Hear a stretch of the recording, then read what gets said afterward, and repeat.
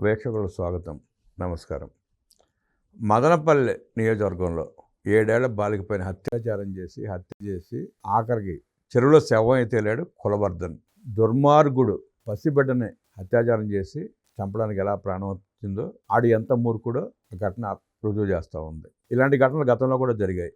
ఈ చెరువులో శవం అయితే వెళ్ళిన సందర్భమే ఆ మధ్య తూర్పుగోదావరి జిల్లాలో కూడా ఒకటి జరిగింది. ఈ కులవర్ధన్ చెరువులో సమయత్రాళ్ల మీద విశ్లేషించడానికి మనతో పడి ఉన్నారు ప్రముఖ ఆర్థిక, రాజకీయ, సామాజిక విశ్లేషకులు అర్చుమూడి శ్రీనివాసరావు. వారిని అడిగి మరిన్ని విశేషాలు తెలుసుకుందాం. నమస్తే సార్. నమస్కారం అండి. పసిపిల్లల్ని, ఆడపిల్లల్ని అత్యాచారం చేయటం, చంపేయటం, చెరువులో శవాలు తేలటం, ఈ సంఘటన ఎట్లా చూస్తారు? సమాజానికి ఏం చెప్తారు సార్? వీళ్ళంతా కూడా మనిషి రూపంలో ఉన్న మృగాలండి. ఎందుకంటే చాలా సాధువుల్లాగా వీళ్ళు ఎలా ఉంటారంటే, వాళ్ళలోని మృగ లక్షణాలని ఏ రకంగానూ బయట పడకుండా చాలా సాధువులు ఉంటారు. ఇప్పుడు జగన్మోహన్ రెడ్డి పరిపాలన రాకముందు ఎలా ఉన్నాడో, వచ్చిన తర్వాత ఎలాగే ఈ టైప్లో మనం కనిపెట్టలేం. వీడు మంచివాడని ఆడితో పాటు కలిసి జీవిస్తూ ఉంటారు. మేకవన్ని పులులు వీళ్ళంతా గోముఖ వ్యాఘ్రాలు అంటారు. జగన్మోహన్ రెడ్డి గారు కూడా ఆయన అధికారులు, నేను అందరికీ తెలుస్తుందని ఉదాహరణ చెప్తాను. ఇప్పుడు ఆయన అధికారంలో రాకముందు ఆయన దీనంగా పెట్టి ఒక ఛాన్స్ ఇవ్వండి, వాళ్ళ అమ్మ, వాళ్ళ చెల్లెళ్ళు అందరూ కూడా అడిగారు. వాళ్ళ నాన్న చంపేశారు, వాళ్ళ నాన్న చచ్చిపోయాడు, వాళ్ళ చిన్నాన్న చంపేశారు, ఇతను కూడా చంపేస్తాను చూస్తున్నారు, అది ఇది అంటే ఇక పాపం అనుకున్నారు కదా జనం. అలాగే సమాజాన్ని మాయలో పెడతా ఉంటారు అన్నమాట. తర్వాత వచ్చి విశ్వరూపం చూపించాడు. తెలుసుకుని జనం తోసేశారు అతలకి. రాజకీయాలు, ఎన్నికలు, పరిపాలన ఇవన్నీ. కాబట్టి అదే ఇప్పుడు సాధారణ పౌరుడిలాగా ఏమి అన్నట్టు మనకు నెక్స్ట్ డోర్ పక్కింటి వాళ్ళలాగా ఉంటారు. చాలా కొంతమంది వృద్ధులు కూడా ఉంటారు ఇందులో, చాలా పద్ధతిగా మాట్లాడుతూ ఉంటారు, అందరితో బాగుంటారు. కానీ ఈ వికృతమైన చేష్టలో వికృత మనస్తత్వం, పైశాచిక మనస్తత్వం, ఒక రకమైన వ్యామోహం, వ్యాధి అది. ఆ వ్యాధి బయటికి కనిపించదు. ఇప్పుడు ఏదైనా గాయం అనుకోండి, రక్తం ఆడుతూ ఉంటుంది, కట్లు ఇంకోటి ఏదైనా అయితే బయటకు కనపడుతుంది. ఈ రకమైన ఈ మానసిక వ్యాధి, ఈ పెర్వర్షన్ బయటికి కనిపించదు. ఎవరైతే బాధితులు ఉన్నారో వాళ్ళకి తెలుస్తుంది. ఇది ఆడపిల్లల మీద, ఏ వయసులో ఉన్న వాళ్ళ మీదైనా సరే ఈ రకమైన దాడి జరుగుతున్నప్పుడు వాళ్ళకున్న ఒక సెన్సిటివిటీ వల్ల, ఈ సెన్సిటివ్ మ్యాటర్ వల్ల బయట చెప్పుకోలేని పరిస్థితులు ఉంటాయి. కొంతమంది ఎదురు తిరుగుతారు, కొంతమంది దూరంగా జరుగుతారు, కొంతమంది అటుపక్క పోకుండా ఉంటారు. కాబట్టి వాళ్ళు రక్షణ పడతారు. ముందుగా అప్రమత్తం ఎందుకు వచ్చిన కూడా దూరంగా పోతారు. కొంతమంది దీన్ని మౌనంగా భరిస్తారు, చూసారా, వాళ్ళు బలే. పెద్దలు కూడా చెప్పుకోరు. చాలా చోట్ల జరుగుతున్నాయండి. అపార్ట్మెంట్లో మొన్న మధ్య అప్పుడు మాకు తెలిసిన మా దగ్గరలో ఒక అపార్ట్మెంట్లో ఇలాగే ఒక చిన్న పిల్లని, అతను చాలా పెద్ద మనుషులే ఉండేవాడు, అన్నీ మాట్లాడుతూ ఉండేవాడు, వాళ్ళ దగ్గర తీసుకుంటూ ఉండేవాడు.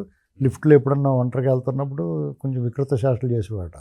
ఆ అమ్మాయి ఏం చేసిందంటే ధైర్యంగా తల్లికి చెప్పింది. 2-3 సార్లు చూసి తర్వాత అతన్ని ఎర్రగొట్టి అక్కడి నుంచి ఖాళీ చేసి పంపించారు. ఆ అమ్మాయి చెప్పింది కాబట్టి సరిపోయింది. లేదంటే ఎప్పుడన్నా ఒంటరిగా అతను ఫ్లాట్లోకి వెళ్ళింది అనుకోండి, ఏం చేసి కూడా బయట చెప్తుందని చెప్పేసి అఘాయిత్యం చేసి బయట చెప్తుందేమో అని చెప్పేస్తారు. అంతే. ఆ మైండ్లో బయటికి తెలుస్తుందన్న ఆ పిచ్చి కింద మారిపోయి ఉన్మాదం కింద మారిపోతారు. అలాగే జరుగుంటుంది. అలాగే దాచేపల్లిలో జరిగింది. అప్పుడు చంద్రబాబు నాయుడు గారు చాలా తీవ్రంగా స్పందించి, ఇలాంటి ఘటనలు చేసిన వాళ్ళకి అదే ఆఖరి రోజు అనేటువంటి హెచ్చరిక చేస్తానని ఒళ్ళు దగ్గర పెట్టుకుని ప్రవర్తించాలి అని చెప్పేసి హెచ్చరిక చేశాడు ఆయన. మొన్నడే అతను ఉరి తీసుకుని చనిపోయాడు. అతను తర్వాత ఆ ట్రెన్యూర్లో అటువంటి ఘటనలు జరగాల. అవును, ఆగిపోయినాయి. మళ్ళా 19 నుంచి 24 మధ్యలో చాలా జరిగినటువంటి కొన్ని కప్పెట్టేశారు, కొన్ని పంచాయతీ చేశారు, కొన్ని వాటికి అసలు ఎంక్వైరీ లేదు, విచారణ లేదు, మీరు చావడం చేశారు. ఏకంగా చిన్న పెద్ద లేకుండా చంపేసి ఇంటికి డెలివరీలు, నాగమ్మను కూడా అలాగే చంపేసి ఇవన్నీ రకరకాలు జరిగిపోయినాయండి. మీకు గుర్తుందో లేదో, బాపట్ల రైల్వే స్టేషన్ ఇలాగే అత్యాచారం జరిగితే హోమ్ మినిస్టర్ జరుగుతూ ఉంటే అప్పుడప్పుడు జరుగుతుంటే ఇటువంటి వాటిలో మీరు ఒంటరిగా తిరగకూడదని ఇలాంటివన్నీ చెప్పారు. అది ఇవన్నీ అలాగే ఒంగోలులో కూడా ఒక అతను 2 చేతులు లేనోడు కొంతమందిని ఫ్రెండ్స్తో కలిపి ఒక అమ్మాయిని బంధించి, ఏదో రెడ్డి అతని పేరు, వీళ్ళందరూ చేస్తూ ఉండేవారు. చేసిన తర్వాత వాటి మీద శిక్ష లేదు, అరెస్ట్ చేయరు, వాళ్ళు వదిలేశారు. ఒక ధైర్యం, మనం ఏం చేయలే అని. ఇప్పుడు జగన్మోహన్ రెడ్డి గారి ఇంటికి కోతవేడు దూరంలో ఒక యువతి వెళ్తే ఆ అబ్బాయిని పట్టుకుని ఆ అమ్మాయిని అత్యాచారం చేశారు. వాళ్ళు ఎవరికి చెప్పుకోలేదు, పోయారు వాళ్ళ దారిని. వాళ్ళు ఇలాంటివి జరిగినాయి, చాలా జరిగి. దానికి కఠినంగా శిక్ష లేకపోయేటప్పటికి ఏముందంటే, ఇవాళ సిగ్గు లేకుండా జగన్మోహన్ రెడ్డి గారు వ్యవస్థలు విఫలమైనాయి అని చెప్పేసి మెసేజ్ ఆయన పోస్టింగ్ చేస్తాడు. తన హయాంలో ఇలా దారుణంగా జరిగినాయి. అవాళ పాలన, ప్రత్యర్థులు, మిగతాయని పక్కన పెట్టిన ఇటువంటి అఘాయిత్యాలు జరిగినప్పుడు అసలు కులము, మతము, ప్రాంతము, రాజకీయ పార్టీలు ఏమి చూడకూడదు. వాటికి ఇమ్మీడియట్గా సెంటెన్స్ పడిపోవాలి. అది శిక్ష నువ్వేస్తావా, ప్రకృతి వేస్తుందా, లేకపోతే పోలీసుల చేత ఇన్స్టెంట్ జస్టిస్ చేయాలి. ప్రభుత్వం డిమాండ్ చేయాలి అందరూ కలిసి. ఇప్పుడు ఇన్స్టెంట్ జస్టిస్ జరిగిన రోజు ఏమవుద్దంటే కొంచెం అదుపులోకి వస్తుంది. నీకు ఈ పరవట్టడం, ఈ మానసిక వ్యాధి గ్రస్తులకి ఏం చేసినా వాళ్ళు మారరు. వాళ్ళు సరైన చికిత్స జరగాలంటే వాళ్ళు గుర్తించాలి. ఆ గుర్తించాలంటే ఇటువంటి ఇన్సిడెంట్ జరిగినట్టే గుర్తించబడతారు. వాళ్ళని ఇంకా ఉద్ధరించడం ఎందుకు, వాళ్ళని ఎక్కడ తీసి పంపేయడమే బెటర్ అనుకుంటాను జనం. అలాగే ఇది జరిగింది. ప్రజలు చాలా ఆగ్రహవేశాలతో ఊగిపోయారు. ఆ కుటుంబం బాధ ఇవన్నీ ఒక ఎత్తు అయితే, ఆ బిడ్డ తల్లిదండ్రులకి, వాళ్ళ కుటుంబ సభ్యులకి, అందరికీ, ఆ బంధువర్గాన్ని అందరికీ కూడా గుండె బరువెక్కిపోద్దండి. వింటే మనకి అసలు బాధ, కళ్ళ నీళ్ళు వస్తూ ఉండే. ఉదాహరణ అంటే ఆ కడుపు కోత, గర్భశోకం ఎవరు తీర్చలేంది. చాలా అన్యాయం అది. అసలు ఎందుకులా అవుతున్నారా, మనుషుల్లో మృగ లక్షణాలు ఎందుకు వస్తున్నాయి, ఇలాగా పసిబిడ్డల మీద ఏంట్రా మీ ప్రతాపం అని చెప్పేసి మనసు కలిచివేస్తుందండి. దీన్ని పరిష్కారం మనలోనూ కూడా ఉంటుంది. ఎలాగంటే వాళ్ళలో ఉన్న ఈ పైశాచిక మనస్తత్వం, ఈ పైశాచిక లక్షణాలు అప్పుడప్పుడు మాటల్లోనూ చేతల్లోనూ బయటపడుతూ ఉంటే మనిషి దాచుకోలేడు ఏదీని. అప్పుడు గమనించి వాటికి దూరంగా ఉండాలి, లేదంటే అటు కౌన్సిలింగ్ ఇప్పించాలి, కుటుంబ సభ్యులు వాటిని డాక్టర్ చూపించాలి, మార్పు రావడానికి అవకాశం ఉంటుంది. ఇతను కాలంలో తేలేడు, చెరువులో తేలేడు. అంటే మొన్న మధ్య తునిలో కూడా ఇలా జరిగింది. ఒక వృద్ధుడు వెంటనే కాళ్ళలో తేలేడు. తర్వాత వాళ్ళు బిడ్డలు వచ్చి వాళ్ళు చంపారు ఇలాంటి ఓవర్ యాక్షన్ రికార్డింగ్ డ్యాన్స్ అయిపోయారు. ఇంత దుర్మార్గం చేసిన తర్వాత మళ్ళీ డబ్బుల కోసం, లేకపోతే దేనికోసం, లేకపోతే ఈ వైసీపీ వాళ్ళు అటు వాళ్ళు ఏమో డబ్బులు ఇచ్చి డ్రామాలు ఆడమంటే ఎంత డ్రామాలు ఆడితే వాళ్ళు కూడా ఇలాగే చేయాలి. కాళ్ళు ఎరగొట్టి లోపల పడేయాలి. చేసిన దుర్మార్గానికి అయితే ఇలా చంపేస్తారంటే ఖచ్చితంగా చంపేస్తారు. ఎందుకు వదులుతారండి? అంటే కోర్టులకు వెళ్ళి 23 ఏళ్ళు తీర్పులు రావడానికి ఆగితే ఈ లోపల దున్నపోతుని మేపినట్టు మేపాలా ఏంటండి? ఇంత దారుణం, దుర్మార్గంగా ఇప్పుడు పులులకి సంరక్షణ, అటవీ శాఖలో అడవుల్లో, అరణ్యాలలో పులులకి సంరక్షణ చేస్తారు. అభయారణ్యం అంటారు, వాటిని సంరక్షణ చేస్తూ ఉంటారు. పులుల్ని గాయపరిచినా లేకపోతే వాటిని చంపినా పెద్ద నేరం. అలాగని చెప్పి అది మేనేటర్ అయితే వదిలేస్తారా? నరమాంస భక్షకైన పెద్ద పులిని, జంతువుని వదిలిపెడతారు ఎవడన్నా? ఇది అంతే. నీకు హక్కులు ఉన్నాయి. నీ హక్కులు ఎంతవరకు, నీ బాధ్యతలు సక్రమంగా నిర్వర్తించి నీ పరిధిలో నువ్వు వ్యవహరించినప్పుడు నీ హక్కులు ఉంటాయి. అంతేగాని జీవితాలు నాశనం అయిపోయేలాగా మోసాలు, నేరాలు, ఆర్థిక నేరాలు, హత్యలు, మానభంగాలు చేసేసి, అది కాకుండా ముక్కు పచ్చలారిని పసిబిడ్డల మీద అత్యాచారం చేసి చంపేస్తే దానికి హక్కులు ఉంటాయి నీకు. పరిస్థితులు ఇట్లాగే చేయాలి. ఇన్స్టెంట్ జస్టిస్ అండి. నిర్ధారణ చేసుకోవాలి ఎవరు చేశారనేటువంటి, అంతే. తర్వాత ఫినిష్, ఆ కథ ముగిసింది అనుకోవాలి. ఇప్పుడు ఈ కులవర్గం కథ ముగించాలి. ఇప్పుడు ఇక్కడ అదృష్టం ఏంటంటే ప్రభుత్వానికి చెడ్డ పేరు రాకుండా అతనే ముగించుకున్నాడు 2-3 సందర్భాల్లో. 2-3 గతంలో దాచేపల్లిలో జరిగిన దాంట్లోనూ అతనే ఊరేసుకున్నాడు, ఆత్మహత్య చేసుకున్నాడు. తుని ఘటనలో కూడా అతనే చెరులో దూకేసాడు. అతను చెరులో దూకేడా, చెరులో తోసారా అనవసరం.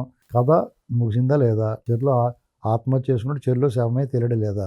ఇలాంటి ఎవరైనా పసిబిడ్డలని దుర్మార్గాలు చేసి, ఆడపిల్లల్ని అత్యాచారాలు చేసి, హత్యలు చేస్తే యాసిడ్లు పోసి, ముఖం మీద గొంతులు కోసి, ఇలాంటివి చేసిన వాడికి అదే ఆఖరి రోజున చంద్రబాబు నాయుడు గారు అన్న మాటని వాళ్ళు నిలబడుతున్నారు ఆత్మహత్య చేసుకుని. దానికంటే కూడా అలాంటివి చేయకుండా ఉంటే మంచిది కదా. వాళ్ళు ఇటువంటి ఇప్పుడు ఒక్కొక్కసారి విచక్షణ కోల్పోతారు, అదుపు తప్పుతారు. అప్పుడే వాళ్ళు ఒక క్షణం ఆలోచిస్తే ఏమవుద్ది, ఇప్పుడు ప్రేమించలేదని యాసిడ్ పోసేస్తూ ఉంటాడు. దానివల్ల నీకు జీవితం ఏం కలిసి వస్తుంది? నీ జీవితాంతం కుమిలితో ఉండాలి. నీ జీవితం నాశనం, నీ కుటుంబం, ఆ కుటుంబం కూడా ఇబ్బంది పడుతుంది. కుటుంబం అంతా పోద్ది కదా. ఏంటండి, 2 కుటుంబాలకు వ్యర్థప్ప ఏముండదు. ఇప్పుడు ఈ కులవర్ధన్ చెరువులో పడి చనిపోవడానికి కూడా కొంతమంది ప్రశ్నిస్తున్నారు. చనిపోయాడా, చంపారా, ప్రభుత్వ చర్య, నిన్న హోంమంత్రి అలా మాట్లాడింది, ఇలా మాట్లాడని చెప్పి. అలాంటి వాళ్ళకి ఏం సందేశం ఇస్తారు సార్? అలా మాట్లాడిన వాళ్ళకి తలకిందులు ఆడదీయాలండి. ఎందుకంటే ఆ తల్లి ఈ పనికిమాలిన వాదనల వల్ల ఆ దోషులకి, దుర్మార్గులకి ఊతమిచ్చినట్టు అవుద్దండి. మాకు ఎవడొకడొచ్చి ఇప్పుడు బస్సు తగలెట్టేసిన వాళ్ళకి తరఫున వాదిస్తారండి ఎవడన్నా? దుర్మార్గంగానే వాళ్ళ పక్కన వాదించిన వాళ్ళకి, వాళ్ళకి న్యాయ సహాయం అందించిన వాళ్ళకి, వాళ్ళకి సపోర్ట్గా నిలబడిన వాళ్ళు మనం క్షమించకూడదండి. సమాజం క్షమించకూడదు. ఇది ఎవడైనా సరే, ఏ కులం, మతం, ప్రాంతం ఏదైనా కానివ్వండి, వాడు తప్పు చేసాడంటే వాడు వెనకాల నువ్వు ఎలా మద్దతుగా నిలుస్తావు? వాడు బెనిఫిట్ ఆఫ్ డౌట్, వాడు నిర్దోషి అనేటువంటి అనుమానం ఉన్నప్పుడు చేయొచ్చు. కానీ వాడు నిర్ధారణ అయిపోయిన తర్వాత కూడా నువ్వు ఇంకా కోర్టులు తిప్పి వాడిని మేపుతారా దున్నపోతుని మేపినట్టు. ఇది ఇప్పుడు ఆయాషా మీరా దాంట్లో అసలు దోషి తప్పించుకున్నాడు, సత్యంబాబుని ఇరికించేశారు, బలైపోయాడు. అటువంటి దాంట్లో ఇలా చేయడానికి ప్రభుత్వం ఎన్కౌంటర్ చేసేయడానికి చూసింది అప్పుడు రాజశేఖర రెడ్డి ప్రభుత్వం. అది కుదరలా. అలాంటివి చూపించి ఇలాంటి వాటిల్లో దోషిని తప్పించడానికి ప్రయత్నం చేస్తారు. నేరాలు చేస్తారు. ఇప్పుడు జగన్మోహన్ రెడ్డి వాళ్ళ బాబు కదా రాజశేఖర రెడ్డి. సత్యంబాబుని ఆ పాపం ఉసురు పోయిందా ఉరికినని, ఉసురు తీసుకుపోయింది. ఆ అమ్మాయి ఉసురు తగిలింది, ఆడి ఉసురు తగిలింది.